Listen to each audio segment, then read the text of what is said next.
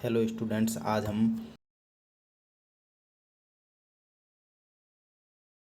Governor general हैं इनके बारे में अध्ययन करेंगे। तो सबसे पहले हम गवर्नर जनरल 1773 से जो रेगुलेटिंग एक्ट शुरू हुआ था, वहाँ से गवर्नर जनरल की शुरुआत हुई थी। तो वहाँ से लेकर के चलेंगे। उनके कार्यकाल में कौन कौन से काम हुए, कौन कौन से एक्ट बने, इन सब के बारे में हम बताएंगे। क्योंकि क्योंकि रिवीजन है तो इसमें फटाफट अपन को ये पॉइंट है वो याद कर लेने हैं। आप देख रहे हैं कि पहला वारेन हेस्टिंग्स। तो वारेन हेस्टिंग्स का कार्यकाल रहा था 1773 से लेकर 1785 तक। वारेन हेस्टिंग तो फर्स्ट गवर्नर जनरल थे। इनके कार्यकाल में कौन कौन से काम हुआ? 1773 का रेगुलेटिंग एक्ट बना था। दूसरा 1784 का जो ब्रिटिश इंडिया एक्ट इन्हीं के कार्यकाल में बना था। 1775 से 82 का प्रथम मराठा जो युद्ध हुआ था वो इनके कार्यकाल में आया था। 1782 में जो सालबाई की संधि हुई थी वो भी उनके कार्यकाल में हुई थी, यानी वारेन हेस्टिंग्स के कार्यकाल में। इसके बाद आता है 1780 से 84 का जो द्वितीय मैसूर युद्ध हुआ था, वो मैसूर युद्ध इस कार्यकाल में हुआ था। वारेन हेस्टिंग्स के बंगाल द्वैध शासन की समाप्ति भी इन्हीं के काल में हुई थी। बंगाल में द्वैध शासन समाप्त हो गया था। कलकत्ता को बंगाल की राजधानी घोषित किया था, वो भी इन्हीं के कार्यकाल में घोषित किया गया था, यानी वारेन हेस्टिंग्स के में। ये हो गया 1773 से लेकर 1785 का इनका कार्यकाल रहा। अब आता है 1786 से लेकर के 1793 तक। तो इसमें लॉर्ड कॉर्नवालिस थे। इनको सिविल सेवा का पितामह कहा जाता है, क्योंकि इन्होंने इसी की शुरुआत की थी। और लॉर्ड कॉर्नवालिस को आप देखेंगे कि ये तृतीय मैसूर युद्ध इनके समय हुआ 1790 से 1792 में तृतीय मैसूर युद्ध हुआ। अगर क्वेश्चन आता है तृतीय मैसूर युद्ध कब हुआ, तो 1790 से 1792 ईस्वी में तृतीय मैसूर युद्ध हुआ। पॉइंट नंबर 2, 1792 में श्रीरंगपट्टम की संधि भी लॉर्ड कॉर्नवालिस के कार्यकाल में हुई। तीसरा, बंगाल का स्थायी बंदोबस्त जो 1793 ईस्वी में हुआ था, वो भी कॉर्नवालिस के कार्यकाल में हुआ था। प्रशासन का यूरोपीयकरण भी कॉर्नवालिस ने ही किया था। सिविल सेवाएं प्रारंभ भी कॉर्नवालिस ने ही की थी।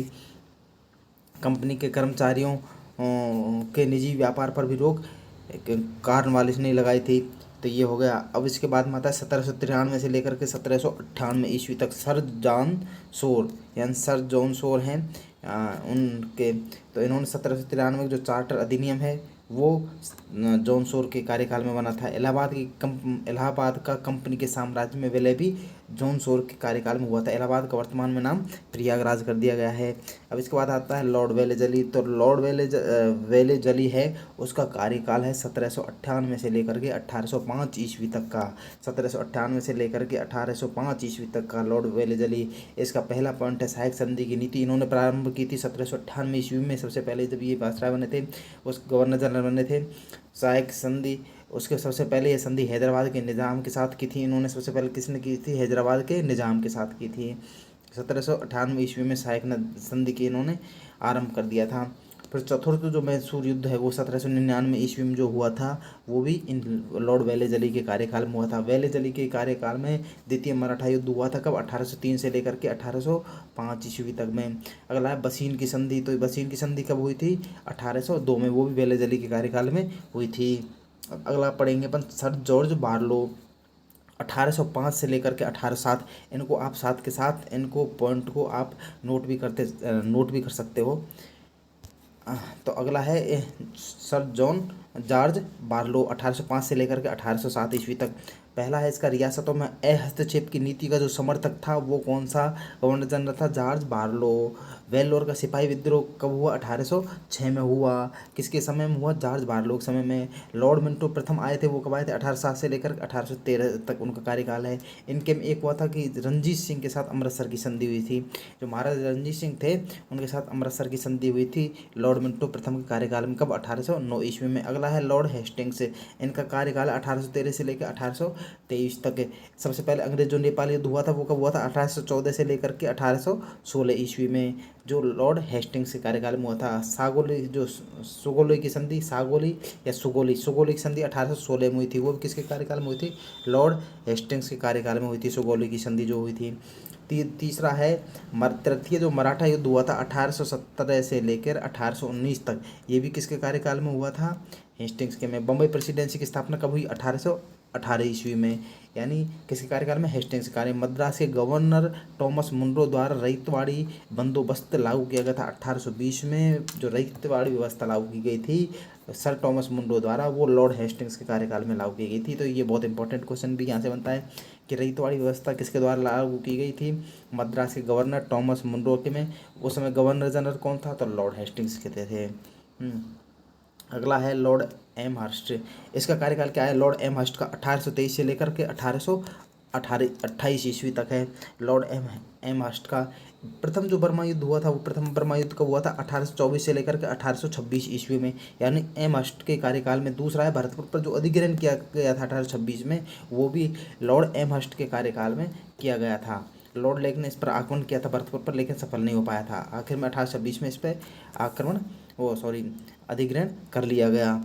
अगला है लॉर्ड विलियम बेंटिक। उनका कार्यकाल कितना? 1828 से लेकर के 1835 तक।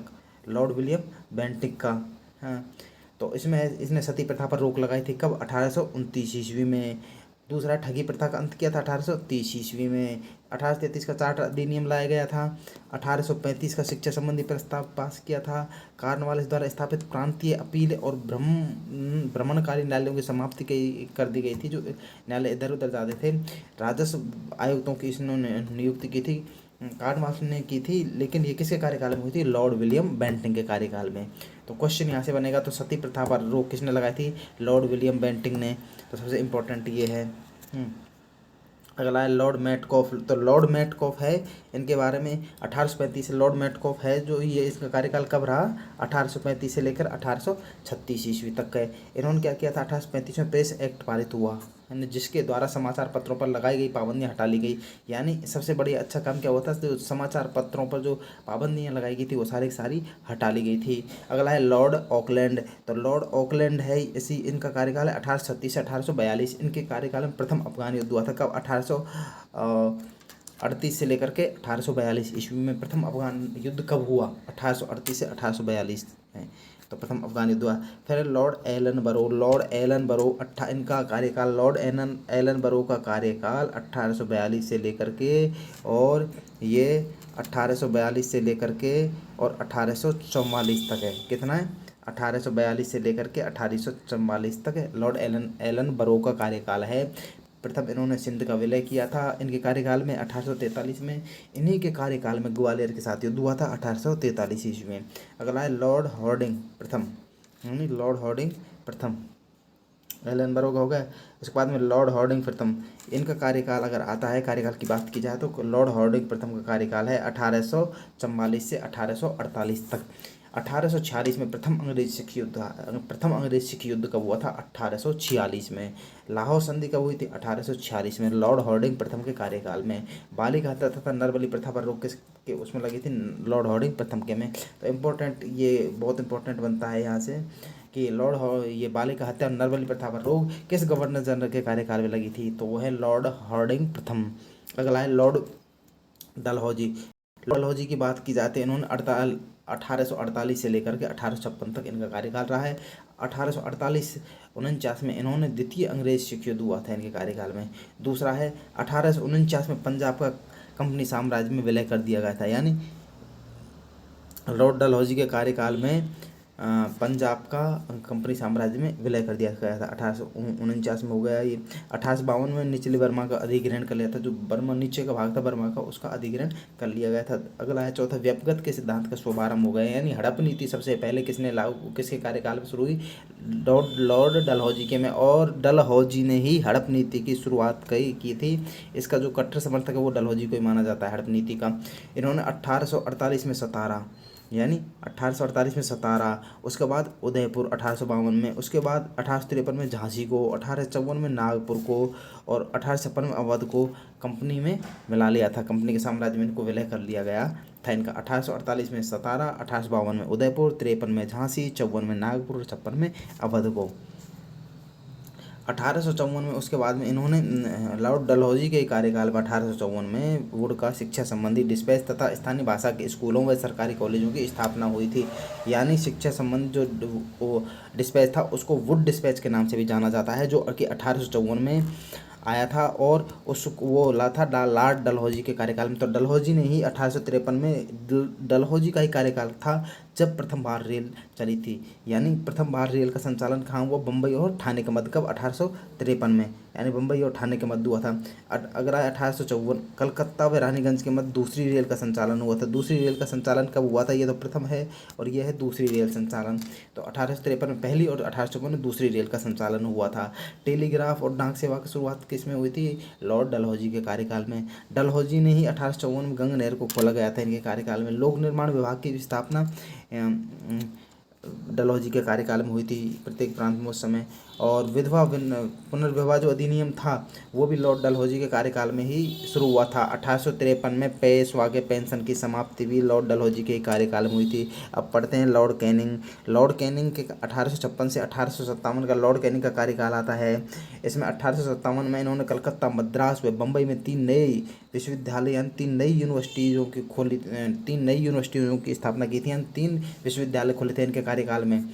कलकत्ता में, मद्रास में और बम्बई में। पहला कलकत्ता में, दूसरा मद्रास में और तीसरा बम्बई में। ये याद रखना है। 1857 का विद्रोह भी इनके कार्यकाल में हुआ था। ये लास्ट कंपनी के गवर्नर जनरल थे और प्रथम वायसराय भी थे ये भारत के, है ना, ब्रिटिश भारत के। फिर उसके बाद आता है वायसराय का पद। इसके बाद में वायसराय का पद सृजित कर दिया गया। किसका पद सृजित कर दिया गया था? वायसराय का। तो अब हम पढ़ेंगे वायसराय के बारे में। तो लॉर्ड कैनिंग क्या थे? भारत के प्रथम, ब्रिटिश भारत के प्रथम वायसराय, क्योंकि अब जो शासन था वो महारानी विक्टोरिया के हाथों में जा चुका था। तो अब उन्होंने जो गवर्नर जनरल था उसका नाम बदल करके वायसराय कर दिया गया था। तो 1858 से 1862 तक लॉर्ड कैनिंग रहे। 1858 के भारत सरकार अधिनियम द्वारा कंपनी के शासन की समाप्ति कर दी गई तथा शासन प्रत्यक्ष रूप से ब्रिटिश ताज के हाथों में चला गया था। यानी ब्रिटिश महारानी विक्टोरिया के हाथों में शासन चला गया। अब वही वहाँ से शासन करती थी। अब ये सिर्फ एक कठपुतली बन करके ही वहाँ पर यहाँ पर शासन कर रहे थे। दूसरा, 1854 में यूरोपीय सेना द्वारा श्वेत विद्रोह कर दिया गया था। तो श्वेत विद्रोह कब किया गया था? 1859 में। किसके द्वारा? यूरोपीय सेना के द्वारा। किसके कार्यकाल में? लॉर्ड कैनिंग के कार्यकाल में। दूसरा, 1859 में नागरिक विधि संहिता का निर्माण भी लॉर्ड कैनिंग के कार्यकाल में किया गया था। तीसरा है 1860 में भारतीय दंड संहिता का निर्माण भी लॉर्ड कैनिंग के कार्यकाल में किया गया था। अगला है 1861 में फौजदारी विधि संहिता का निर्माण भी लॉर्ड कैनिंग के कार्यकाल में किया गया था। इससे अगला है 1861 में फिर भारतीय शासन अधिनियम, 1861 में पुलिस विभाग का गठन। ये सारे के सारे लॉर्ड कैनिंग के कार्यकाल में किए गए थे। यानी फौजदारी, भारतीय शासन अधिनियम, पुलिस विभाग का गठन, ये हो गया। अगला लॉर्ड एल्गिन प्रथम। लॉर्ड एल्गिन प्रथम ये इनका कार्यकाल अगर बात की जाए तो 1862 से 1863 ये 1 साल के लिए रहे हैं। इस वहाबी आंदोलन और पश्चिम उत्तर सीमा प्रांत में कव्वालियों के दमन के लिए चलाया गया अम्बेला आंदोलन, यानी अम्बेला आंदोलन और वहाबी आंदोलन, ये 2 लॉर्ड एल्गिन प्रथम के कार्यकाल में हुए थे। उसके बाद लॉर्ड जॉन लॉरेंस। अब लॉर्ड जॉन लॉरेंस हैं, ये 1854 से लेके 1800 ये उसमें आ गए 59 में। उनका कार्यकाल लॉर्ड जॉन लॉरेंस का 1864 से 1859 कार्यकाल है। 1865 में जो भूटान युद्ध हुआ था जॉन लॉरेंस के कार्यकाल में हुआ था। कलकत्ता, बम्बई व मद्रास में हाई कोर्ट की स्थापना। किसमें? कलकत्ता, बम्बई और मद्रास में हाई कोर्ट की जो स्थापना हुई थी वो जॉन लॉरेंस के कार्यकाल में हुई थी। अगला है लॉर्ड मेयो। लॉर्ड मेयो कार्यकाल 1869 से लेकर के और 1872 तक इनका कार्यकाल आता है। काठियावाड़ में राजकोट कॉलेज और अजमेर में मेयो कॉलेज की स्थापना इन्होंने की थी राजनीतिक प्रशिक्षण के लिए। जो मेयो कॉलेज है ये बहुत फेमस है। तो राजनीतिक प्रशिक्षण के लिए 2 कॉलेज थी, राजकोट कॉलेज और मेयो कॉलेज। दूसरा है भारतीय सांख्यिकी सर्वेक्षण की स्थापना इन्होंने की थी, CSO। इन्होंने भारतीय सांख्यिकी सर्वेक्षण की स्थापना। अगला है कृषि एवं वाणिज्य विभाग की स्थापना इन्होंने की थी, है ना। अगला है 1871 में प्रांत व केंद्रों के मध्य राजस्व बंटवारे की नई प्रणाली इन्होंने प्रारंभ की थी। 1871 में भारत की प्रथम जनगणना भी लॉर्ड मेयो कार्यकाल में हुई। तो ये बहुत इंपॉर्टेंट क्वेश्चन है यहाँ से। भारत की प्रथम जनगणना किससे वायसराय के कार्यकाल में हुई? तो उसका आ जाएगा लॉर्ड मेयो। 1871 में भारत की प्रथम जनगणना इसी के। राज्यों में रेलवे व्यवस्था की शुरुआत भी राज्यों में, पहले सिर्फ वहाँ चली थी केंद्र में, लेकिन अब राज्यों में भी रेलवे व्यवस्था की जो शुरुआत की गई थी वो मेयो के कार्यकाल में की थी। अगला लॉर्ड नॉर्थब्रुक। तो 1872 से 1876 का इनका कार्यकाल है। 1875 में प्रिंस ऑफ वेल्स की जो भारतीय यात्रा आई थी, प्रिंस ऑफ वेल्स की जो भारतीय यात्रा आई थी वो भी नॉर्थब्रुक के कार्यकाल में आई थी। पंजाब में कुका आंदोलन हुआ था वो नॉर्थब्रुक के कार्यकाल में हुआ था। लॉर्ड लिटन इंपॉर्टेंट है थोड़ा सा। 1876 से 1880 से कर लीजिएगा। 1876-78 का जो भयंकर अकाल पड़ा था वो लॉर्ड लिटन के कार्यकाल में पड़ा था। अभी जो पड़ रहा है वो अकाल तो नहीं, लेकिन एक तरीके से अकाल मान के चल, जो महामारी चल रही है ये 1878 का जो अकाल आयोग की नियुक्ति की थी इन्होंने। 1876 में राजकीय उपाधि अधिनियम, ब्रिटेन की महारानी विक्टोरिया ने केसर ए हिंदी की उपाधि ली थी। राजकीय उपाधि अधिनियम लागू किया गया जिसमें ब्रिटेन की महारानी विक्टोरिया ने केसर ए हिंदी की उपाधि धारण की थी। 1878 में वर्नाकुलर प्रेस एक्ट लगाया गया था, यानी प्रेस पर पूरी तरीके से पाबंदी लगाई दी गई थी, तो वो नॉर्थब्रुक के कार्यकाल में लगाई थी। अब ये भी इंपॉर्टेंट क्वेश्चन है कि वर्नाकुलर जो प्रेस एक्ट है वो कब लाया गया था, तो 1878 में। आर्म्स एक्ट ये कब लाया गया, 1878 में। ये दोनों ऐसे एक्ट थे जो 1878 में लाए गए थे। अगला है 1878 से 80 में द्वितीय अफगान युद्ध भी इनके कार्यकाल में हुआ था, द्वितीय अफगान युद्ध जो हुआ था। अगला लॉर्ड रिपन 1884 से 1880 से 1884। पहला अफगानिस्तान से संधि हुई थी, प्रथम कारखाना अधिनियम भी इन्हीं के टाइम में लाया गया था, यानी लॉर्ड रिपन कार्यकाल में। इनका भी इंपॉर्टेंट कार्यकाल है लॉर्ड रिपन का। तो पहला अफगान से संधि 1881 में, दूसरा 1881 में प्रथम कारखाना अधिनियम लाया गया था। उनमें बताया गया था कि कितने घंटे काम करना है, कैसे काम करना है, कितने वर्ष तक काम करना है, ये सारी चीज़ें इसमें बताई गई थी। दूसरा है तीसरा पॉइंट है 1882 में वर्नाकुलर प्रेस एक्ट की समाप्ति हो गई, यानी वर्नाकुलर जो प्रेस एक्ट जो लाया गया था प्रेस के ऊपर, उसको समाप्त कर दिया गया था।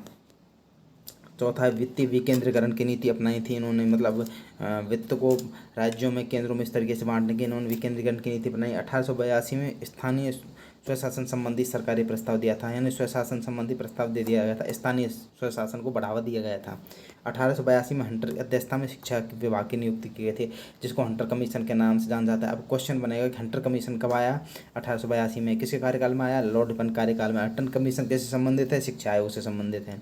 अगला 1883-84 का जो इल्बर्टवेल विवाद है वो भी इन्हीं के कार्यकाल में हुआ था। अब अगला है लॉर्ड डफरिन। तो इल्बर्ट विवाद हो गया, लॉर्ड डफरिन। तो डफरिन का कार्यकाल 1884 से 1888 है। 1885-86 में तीसरा बर्मा युद्ध हुआ था लॉर्ड डफरिन कार्यकाल में। कांग्रेस की स्थापना 1885 में हुई थी, वो किसके कार्यकाल में हुई थी, लॉर्ड डफरिन ने। लॉर्ड डफरिन ने कहा भी था कांग्रेस की जब स्थापना हुई थी कि मैं इसको मरते हुए देखना चाहता हूँ, एक ऐसा वृक्ष है। अगला है लॉर्ड लैंसडाउन 1888 से 1894। लॉर्ड लैंसडाउन का कार्यकाल 1888 से 1894 है। प्रथम कारखाना अधिनियम 1891 में इन्हीं के कार्यकाल में लाया गया। सिविल सेवाओं का इंपीरियल प्रांत और अधीनस्थ सेवाओं में जो वर्गीकरण किया गया था अलग अलग सेवाओं में, लैंसडाउन के कार्यकाल में हुआ। 1892 का भारत परिषद अधिनियम लैंसडाउन के कार्यकाल में हुआ। 1893 में जो डूरंट आयोग गठित किया गया था, जिसने भारत अफगान जो सीमा है वो निर्धारित की थी। यहाँ पे क्वेश्चन बन सकता है, भारत सीमा अफगानिस्तान सीमा रेखा को किसके नाम से जाना जाता है, तो डूरंड रेखा के नाम से जाना जाता है, क्योंकि डूरंड आयोग गठित हुआ था। डूरंड व्यक्ति थे तो उन्होंने इनको उसके नाम पर आयोग गठित हुआ, उन्होंने उस सीमा रेखा का निर्धारण किया था भारत अफगान सीमा का, इसलिए इसको डूरंड रेखा कहा जाता है। अगला है लॉर्ड एल्गिन द्वितीय। लॉर्ड एल्गिन द्वितीय है, लॉर्ड एल्गिन द्वितीय का कार्यकाल है 1894 से लेकर के 1899 तक है। पहला जो चित्राल विद्रोह हुआ था वो भी लॉर्ड एल्गिन द्वितीय के समय में हुआ था। पूनाम प्लेग का प्रकोप फैला था, वो भी उसी समय फैला था। चापेर के बंधु द्वारा ब्रिटिश अधिकारी हत्या की गई थी एल्गिन द्वितीय के उसमें की गई थी कार्यकाल में। लॉर्ड एल्गिन द्वितीय ये फिर ये वही लॉर्ड एल्गिन द्वितीय। लॉर्ड कर्जन उसके बाद आता है लॉर्ड कर्जन। तो लॉर्ड कर्जन है वो उसके 1899 से लेकर के 1805 लॉर्ड कर्जन इसके बाद है, ये इंपॉर्टेंट है। 1902 में फैजर आयोग में पुलिस आयोग का गठन हुआ। पुलिस आयोग का गठन कब हुआ, 1902 में कर्जन के कार्यकाल में। कर्जन के कार्यकाल में ही विश्वविद्यालय आयोग की स्थापना हुई 1902 में। 1904 में भारतीय विश्वविद्यालय अधिनियम पारित हुआ। उद्योग एवं वाणिज्य विभाग की स्थापना हुई। 1904 में प्राचीन स्मारक संरक्षण एक्ट बना। 1905 में बंगाल विभाजन, ये इंपॉर्टेंट, बंगाल विभाजन कब हुआ, 1905 में कर्जन के समय में। कृषि बैंक तथा कृषि अनुसंधान केंद्र बने थे। 1905 में रेलवे बोर्ड की स्थापना हुई थी। 1905 में क्या हुई थी, रेलवे बोर्ड की स्थापना हुई थी। और कर्जन किचनर विभाग भी इन्हीं से संबंधित हैं। अगला है लॉर्ड मिंटो द्वितीय 1905 से लेकर के 1910।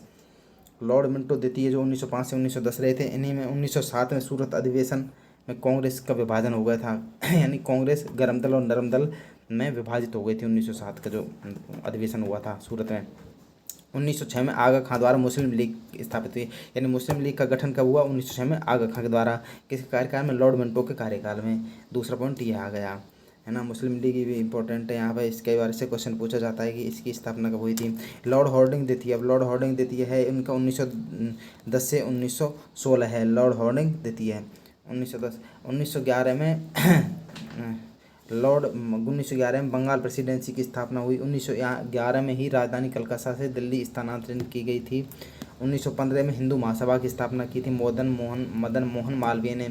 1911 में दिल्ली दरबार आयोजित हुआ सम्राट जॉर्ज पंचम की भारत यात्रा के उपलक्ष्य में, यानी जो पंचम थे जॉर्ज पंचम वो भारत आए थे, उसी में दिल्ली दरबार आयोजित किया गया था। उसी के दौरान राजधानी कलकत्ता से दिल्ली स्थानांतरित की गई थी, जिसमें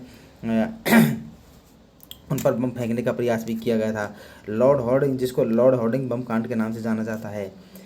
गांधी जी की अफ्रीका से स्वदेश वापसी भी 1915 में, यानी 1915 में हुई, यानी लॉर्ड हॉर्डिंग के कार्यकाल में हुई थी। लॉर्ड चेम्सफोर्ड 1916 से 1921 तक। लॉर्ड चेम्सफोर्ड है 1916 से 1921 से 1916 में तिलक व एनी बेसेंट द्वारा पृथक पृथक होम रूल लीग की स्थापना की गई थी। लॉर्ड चेम्सफोर्ड के कार्यकाल में 1916 में फिर कांग्रेस का लखनऊ अधिवेशन हुआ। 1916 में लखनऊ समझौता हुआ कांग्रेस और मुस्लिम लीग के बीच में। 1916 में ही साबरमती आश्रम की स्थापना हुई। 1916 में पूना महिला विश्वविद्यालय की स्थापना हुई। 1917 में मोंटेग्यू ने घोषणा की थी, जिसको लॉर्ड चेम्सफोर्ड मोंटेग्यू घोषणा के नाम से जाना जाता है। मोंटेग्यू चेम्सफोर्ड घोषणा के नाम से जाना जाता है। फिर उसके बाद में 1917 में सैडलर कमीशन बना था। 1917 में सैडलर कमीशन की नियुक्ति शिक्षा सुधार के लिए हुई थी। 1918 में खेड़ा सत्याग्रह अहमदाबाद में सत्याग्रह जो मिल मजदूर द्वारा किया गया था वो 1918 में हुआ था। 1919 में भारत सरकार अधिनियम लाया गया था। 1919 में जलियांवाला बाग हत्याकांड हुआ। 1919 में रॉलेट एक्ट आया था, जिसको बिना वकील बिना दलील यानी अंधा कानून कहा गया था जिसे। असहयोग आंदोलन 1920 में शुरू हुआ। 1919 में खिलाफत आंदोलन शुरू हुआ। 1920 में फिर बाल गंगाधर तिलक की मृत्यु हो गई थी।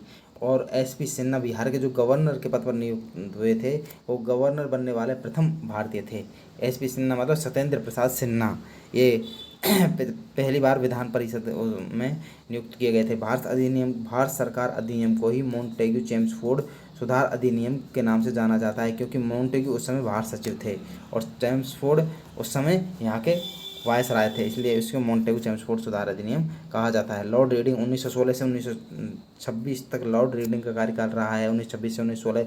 5 फरवरी 1922 को चोरा चोरी की घटना, यानी गांधी जी ने असहयोग को वापस ले लिया था। चोरा चोरी घटना कब हुई थी? 5 फरवरी 1922 को। और चोरा चोरी घटना के कारण ही गांधी जी ने असहयोग आंदोलन को वापस लिया था। जो 1921 में केरल में मोपला विद्रोह हो गया था, ये एक स्थानीय विद्रोह था। 1910 के प्रेस एक्ट तथा 1919 के रॉलेट एक्ट की वापसी हो गई थी, यानी 1910 के प्रेस एक्ट और 1919 का जो रॉलेट एक्ट था ये ख़त्म कर दिया गया था। यहाँ से कपास पर उत्पाद शुल्क की समाप्ति कर दी गई थी। 1923 में ICS की परीक्षा यानी इंडियन सिविल सर्विसेज की जो परीक्षाएँ थी वो प्रारंभ कर दी गई थी। दिल्ली व लंदन में कराने का इनको निर्णय लिया गया था। उसके बाद में फिर आ जाता है 1925 में काकोरी कांड हो गया था, लूटपाट का, वो भी कार्यकाल में हुआ था। 1900 अकाली आंदोलन में गुरुद्वारा एक्ट भी कार्यकाल में बने थे। दिल्ली में नागपुर विश्वविद्यालय की स्थापना हुई। लॉर्ड इरविन 1926 से 1931 तक ये रहे थे। लॉर्ड इरविन 1926 से 1931। 1928 का साइमन कमीशन की भारतीय यात्रा इरविन के समय में वो आई थी। साइमन कमीशन कब आया? 1928 में। कब? इरविन के लॉर्ड इरविन उस समय भारत के वायसराय थे। 1928 में सर्वदलीय सम्मेलन हुआ लखनऊ में। भारतीय संविधान की रूपरेखा का निर्धारण करने के लिए नेहरू रिपोर्ट के नाम से जानते हैं इसको। 1927 में बटलर कमीशन आया था जो देशी रियासतों के संबंध में था। 1929 में सैंडर्स की हत्या हुई। दिल्ली विधानसभा में भगत सिंह ने बम फोड़ा था। दिल्ली में ट्रेन में बम विस्फोट की घटना हुई थी। उसके बाद में जलियांवाला ये जो था जतिन दास की मृत्यु भी 1929 में हुई थी। ये इन्होंने जतिन दास ने एक भूख हड़ताल पर बैठ गए थे ये, तो इस कारण इनकी मृत्यु हो गई। 1929 में लाहौर अधिवेशन में पूर्ण स्वराज की जो प्राप्ति हुई थी वो 1929 के अधिवेशन में हुई थी, तो इसको भी याद करना इंपॉर्टेंट है। वेरी वेरी इंपॉर्टेंट है। 1929 में लाहौर अधिवेशन पूर्ण स्वराज की प्राप्ति का जो लक्ष्य रखा गया था वो किस अधिवेशन में रखा गया था? लाहौर अधिवेशन में। कब? 1929 में रावी नदी के तट पर, और पूर्ण स्वराज की घोषणा की गई थी इसमें। और मार्च 1930 में गया था वो, मार्च 1930 में। 1929 में दीपावली घोषणा कहा जाता है, यानी इरविन द्वारा की गई थी दीपावली घोषणा। 1930 में प्रथम गोलमेज सम्मेलन हुआ था। उसके बाद में 1931 में गांधी इरविन समझौता हुआ था, 31 में हुआ, और सभी नवीन आंदोलन स्थगित कर दिया गया था। फिर उसके बाद लॉर्ड वेलिंगटन का 1931 से 1936 का कार्यकाल है, और इसमें 1931 में द्वितीय गोलमेज सम्मेलन हुआ है। इनको सन वाइज याद कर लीजिए कि 1931 में कब क्या हुआ, द्वितीय गोलमेज सम्मेलन का आयोजन हुआ जो असफल हुआ। 1932 में सांप्रदायिक घोषणा पत्र लागू हुआ था जिसको कम्युनल अवार्ड के नाम से जाना जाता है। 1932 में तृतीय गोलमेज सम्मेलन हुआ। 1932 में पूना पैक्ट लाया गया। गांधी अम्बेडकर के मध्य जो समझौता हुआ था उसको पूना पैक्ट के नाम से जाना जाता है। 1932 में यरवद्दा जेल में गांधी जी ने आमरण अनशन शुरू कर दिया था इसी के कारण। उसके बाद में पूना पैक्ट हो गया। 1935 में भारत सरकार अधिनियम लागू किया गया था। 1935 में भारत से बर्मा अलग कर दिया गया। 1936 में अखिल भारतीय किसान सभा की स्थापना हुई। फिर उसके बाद में लॉर्ड लिनलिथगो है, वो है 1936 से 1944 तक। 1936 से 1937 में प्रथम आम चुनाव हुए थे, कांग्रेस को पूर्ण बहुमत मिला था। 1936 से 1937 में जो प्रथम आम चुनाव हुए थे। दूसरा 1938 में कांग्रेस के 51वें हरिपुर अधिवेशन अध्यक्ष पर सुभाष चंद्र बोस का चयन हो गया था। फिर 1939 में सुभाष चंद्र बोस का पुनः कांग्रेस अध्यक्ष के पद पर निर्वाचित हुआ था, जिसको त्रिपुरी अधिवेशन या त्रिपुरी संकट के नाम से जाना जाता है। ये पहली बार इसमें मतदान का प्रयोग किया गया था, यानी त्रिपुरी संकट इसको के नाम से जाना जाता है। इसमें पहली बार मतदान का प्रयोग किया गया था इसमें 1939 में। 1939 में सुभाष चंद्र बोस का कांग्रेस से त्यागपत्र, और 1939 में, और उन्होंने फिर उसके बाद में क्या की थी, फॉरवर्ड ब्लॉक की स्थापना की थी। 1939 में उन्होंने फॉरवर्ड ब्लॉक की स्थापना की। यहाँ इन्होंने फिर इस कांग्रेस से त्यागपत्र दे दिया 1939 में। 1939 में द्वितीय विश्व युद्ध शुरू हो गया था, कांग्रेस सरकार ने त्यागपत्र दे दिया। यानी द्वितीय विश्व युद्ध कब शुरू हुआ, 1939 में। मार्च 1940 में पाकिस्तान की मांग हुई थी। मुस्लिम लीग का लाहौर में अधिवेशन हुआ था, जिसमें पहली बार पाकिस्तान नामक एक नए देश की मांग उठी थी कि हमें एक नया पाकिस्तान चाहिए। 1940 में ही अगस्त प्रस्ताव लाया गया था, कांग्रेस व लीग द्वारा अस्वीकृत कर दिया गया था। ब्रिटिश सरकार द्वारा अगस्त प्रस्ताव लाया गया, लेकिन कांग्रेस व लीग ने इसको अस्वीकृत कर दिया गया। 1940 में विंस्टन चर्चिल इंग्लैंड के नए प्रधानमंत्री बने थे। 1941 में सुभाष चंद्र बोस का भारत से पलायन हो गया था, यानी यहाँ से सुभाष चंद्र बोस ने पलायन कर लिया और वे विदेश चले गए, ऑस्ट्रिया, और वहाँ से फिर जर्मनी, और फिर वहाँ से जापान गए थे 1941 से। फिर 1942 में क्रिप्स मिशन आया था, और भारत छोड़ो आंदोलन, दोनों ही क्रिप्स मिशन भारत कब आया, 1942 में। और भारत छोड़ो आंदोलन कब शुरू हुआ, 1942 में। 1944 में मुस्लिम लीग ने कराची अधिवेशन में अंग्रेजों के बांटो एवं वापस जाओ का नारा दिया। अंग्रेजों को बांटो एवं वापस जाओ, अंग्रेजों मतलब मुस्लिम लीग ने कराची अधिवेशन कहा कि इन अंग्रेजों को बांटिए और इनको वापस भेजिए। 1900 लॉर्ड वेवेल 1944 से 1947, लॉर्ड वेवेल ने 1944 से 1947 तक ये हमारे जनरल रहे थे। हम 1944 में राजगोपालाचारी जो फॉर्मूला लाया गया था, फॉर्मूला लाया गया था राजगोपालाचार्य का, यानी चक्रवर्ती राजगोपालाचारी, इसलिए इसका CR फॉर्मूला इसलिए किया गया क्योंकि इनका पूरा नाम है चक्रवर्ती। सी का मतलब चक्रवर्ती, मतलब राजगोपालाचार्य, इसलिए इसको CR फॉर्मूला कहा जाता है। 1944 में लाया गया था। गांधी जिन्ना वार्ता कब हुई, 1944 में, ये असफल हो गई थी। 1945 में शिमला समझौता हुआ था, यानी शिमला सम्मेलन और वेवेल योजना दोनों कब आई थी, 1945 में। और द्वितीय विश्व युद्ध हुई 1945 में। कैबिनेट मिशन का भारत आगमन कब हुआ, 1946 में। इसमें कांग्रेस ने इस प्रस्ताव को स्वीकार कर लिया था। 1946 में। नौसेना विद्रोह कब हुआ था, 1946 में। संविधान सभा के चुनाव कब हुए थे, 1946 में। अंतरिम सरकार गठन कब हुआ था, 1946 में। तो ये कॉन्सेप्ट आपके क्लियर हो गए। फिर 16 अगस्त 1946 को मुस्लिम लीग द्वारा प्रत्यक्ष कार्यवाही दिवस मनाया गया। कलकत्ता में बिल्कुल खुलेआम नरसंहार किया गया था मुस्लिम लीग ने। भारी मारकाट की स्थिति पैदा हुई थी देश में। इन्होंने खुद को स्वतंत्र रूप से घोषित कर दिया था। 20 फरवरी 1947 को ब्रिटेन के इसी को देखते हुए जब इन्होंने मारकाट शुरू कर दी थी सब्जी के, तो 20 फरवरी 1947 को ब्रिटेन के PM क्लीमेंट एटली ने भारत को स्वतंत्रता देने की घोषणा कर दी थी कि अब हम भारत को जल्दी ही स्वतंत्र करने वाले हैं। माउंटबेटन आए, उन्होंने लॉर्ड माउंटबेटन 1947 से 1948 रहे थे, और ये 3 जून को घोषणा हो गई थी। लॉर्ड माउंटबेटन ने घोषणा कर दी थी कि भारत शीघ्र ही आज़ाद हो जाएगा, लेकिन पाकिस्तान नाम से भी एक नया राष्ट्र बनेगा। ब्रिटेन के हाउस ऑफ कॉमन्स में भारतीय स्वतंत्रता अधिनियम प्रस्तुत किया गया और उसको पारित भी कर दिया गया। पंजाब व बंगाल विभाजन हेतु रेडक्लिफ आयोग का गठन किया गया। भारत को पूर्ण स्वतंत्र एवं भारत विभाजन किया गया, भारत को विभाजन कर दिया गया। भारत को पूर्ण स्वतंत्रता दे दी गई थी, लेकिन विभाजन के साथ में दी गई थी एक दर्द भरे कहानी के साथ में पाकिस्तान नाम एक नए राष्ट्र का गठन हो गए थे। तो इस तरीके से आप का ये कंप्लीट होता है। अगले सेशन में हम फिर मिलेंगे, तब तक के लिए थैंक यू।